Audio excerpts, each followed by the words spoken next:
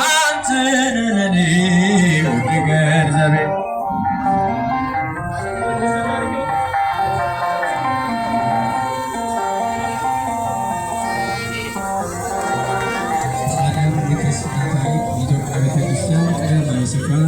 የያዘችና ሐዋርያት ለምትሆን ምስክር ከሚሆኑ ታላላቅ የቤተክርስቲያን አባቶች መካከል ባኮስ ቀዳማዊ ነው። ኢትዮጵያዊ ከዘመን ብሉይ ጀምሮ ሕዝበ እግዚአብሔር ከሚባሉ እስራኤል ጋር በአምልኮ እግዚአብሔርን የሚኖሩ ሕዝብ ስለመሆናቸው ቅዱሳን መጽሐፍት ይመሰክራሉ። አያሌ የታሪክ መዛግብትና የአርኪኦሎጂ ምርምርም ውጤቶችም ይህንን እውነት ያረጋግጣሉ። እኛም በዚህ የቅዱሳን ታሪክ አምድ ጌታችን እና አምላካችን መድኃኒታችን ኢየሱስ ክርስቶስን በተራራ ላይ ያለች ከተማ ልትሰወር አይቻላትም እንዳለ በረከቱና አርአያነቱ ለትውልድ ይተርፋል በማለት የኢትዮጵያ ጃንደረባ ታሪክ ይዘን ቀርበናል። የቅዱሳን አማላጅነትና በረከታቸው ከሁላችን ጋር ይሁን፣ አሜን።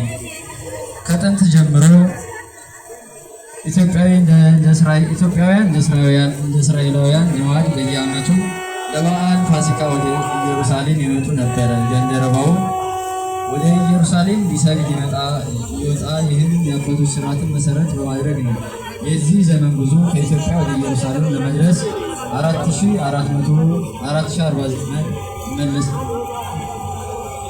ነበረ። የኢትዮጵያ ንግሥትም የህንደኬ የገንዘቧ ሁሉ ኃላፊ በጅሮም የነበረ ይህ ባኮስ የፋሲካን በዓል አክብሮ ወደ ሀገሩ ሲመለስ የበረሃው ሙቀት ሳያሳቅቀው በሰረገላው ውስጥ ሆኖ የነቢዩ የኢሳይያስን መጽሐፍ ያነብ ነበር። ይህም የኢትዮጵያን መቼም ቢሆን ከእግዚአብሔር መለየት የማይወዱና የነቢያት መጽሐፍት የሚከተሉትም እንደነበረ የኢሳይያስ መጽሐፍ ቅዱሳዊ ምስክርነት ነው። በወቅቱም ጃንደረባው የሚያነበው የትንቢቱን ቃል ሚስጥሩን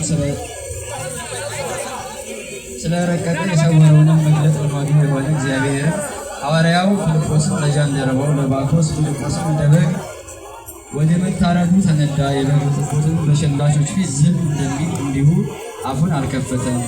በውርደቱም ፍርድን ተወገደ፣ ሕይወቱም ከምድር ተወገደችና ትውልዱንስ ማን ይናገራል የሚለውን የትንቢቱን ቃል አሰምቶ ሲያነብ አገኘው። በውኑ የምታምነውን ታስተውላለህን ሲል ጠየቀው። ጃንደረባውን በተለመደው የኢትዮጵያውያን ትህትና የሚመራኝ ሳይኖር ይህ እንዴት ይቻለኛል ሲል መለሰለት። ወደ ሰረገላ እንዲወጣና አብሮት እንዲቀመጥም ፊልጶስን ጋበዘው። ፊልጶስን ከመነሻ እስከ መድረሻ ዘርዝሮ ወንጌልን ሰበከው። ጃንደረባውም አመነ። ወደ ወንዝም በደረሱ ጊዜ ጃንደረባውም እነሆ በውሃ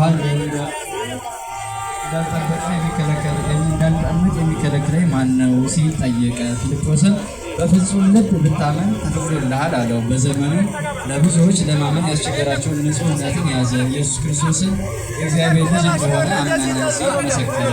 ከኢየሩሳሌምም 20 መለስ ርቀት ላይ ከምትገኘው በቤተ ሳሮን እና በኬሮ መካከልም ካለው ኮረብታ ስር ከምትመነጨው ወንዝ ሲደርሱ አጠመቀው። በአንዳንድ የጥናት መጽሐፍት ቅዱሳን ጥራዞችን በኋላ መንፈስ ቅዱስን በላዩ ላይ ወረደ።